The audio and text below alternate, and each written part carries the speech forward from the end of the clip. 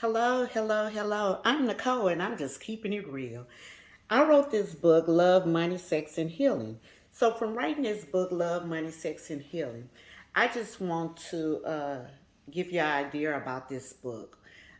Basically, I'm honoring my husband. It was basically talking about my husband life, the life that we shared. I also talked about the beginning before when I met him, and then I talked about after some of the guys that I did talk to after his death. But I'm going to give you a little introduction about the beginning of the book. Um, I used to talk to this guy named RC. From talking to this guy named RC, um, I met RC through my cousin Big Raid, and I met him on the island. And from meeting him on the island, RC and I were good at first, and from being good at first, he used to pamper me, spoil me and my kids. Every time the J's came out, he used to make sure me and my kids had our J's. He used to help me with different little bills. He used to do different things what I'd ask him to do. He used to buy me clothes. He used to pamper me. So I'm not just going to take everything away from him because he could be good at times. But it just didn't work out with us two. When he started getting a little abusive, that's when I had to go. Okay, I'm going to just share a little episode between us two. So here it is. We were dating, and we had kind of like had a break. You know, when you having your little ups and downs, and you go your way, he go his. And I was in the club, uh, and actually, my late husband had wait on the aisle, and he had seen me in the club. And when he seen me in the club, he had mentioned to RC, man, I seen your gal in the club. So bear in mind, we was apart from one another. So from us being apart from one another, he was doing his thing and I was doing mine. So that night, he crawled through my window.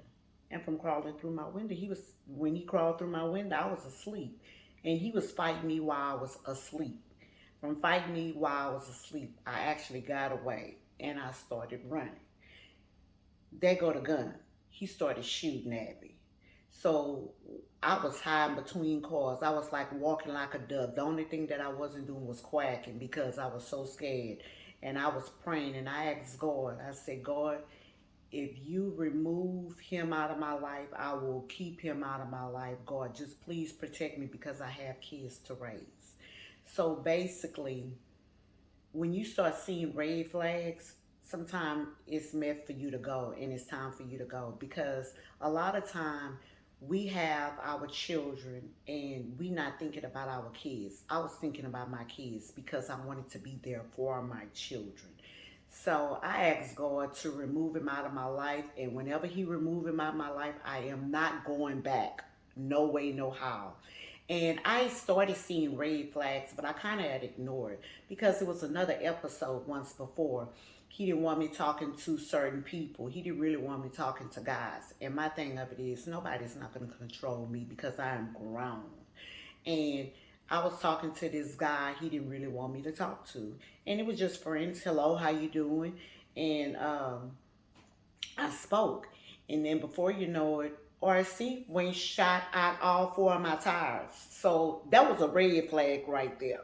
Even though he turned around and brought some more tires, but that was a red flag. And I had my eyebrows up and I was like, I don't know if I'm gonna continue dealing with that. But when I did leave, I left. And it wasn't no going back. Then it was another time after he did the shooting, because I put the laws in his life. It was another time he came back to get his clothes. And when he came back to get his clothes, uh, my children's father, Dion, uh, he had seen when he was coming to my apartment. And from coming to my apartment, and he was trying to start an argument, he seen us arguing. Dion came in and told him, hey, this is where my kids stay. Get your stuff and you gonna go. And he got his stuff and he left. And trust and believe me, when he left. And I thank Dion for that. But I tell you one thing and two for sure. I am never going back. We communicate right now, just minimum. I am not trying to get in no relationship. I am not trying to talk to him on nothing. Social media is okay. He got mad because he wanted to see me, and I didn't want to see him. So he unfriended me. And I'm okay with that because when you're in a verbal abusive relationship, sometimes you're unable to get out of it. And when you don't get out of it, sometimes you end up dating. You can't get out of it. So this is not only for men, and this is not only for women, this is for men as well. When you're in an abusive relationship and you could get out of it, stay out of it. Run and stay gone because your life is valuable and it's affecting other people if something happened to you. So basically, if you in a toxic relationship and things keep on happening, and it's not that you're scared, if you have to call a policeman, do so. Your life is valuable, especially if you have kids, your family is affected. So if you could get out of it, please do so and stay out of it. So I just wanted to give a little introduction about my book. So um, that was all that I had to say about uh, love, money, sex, and healing, just for the introduction.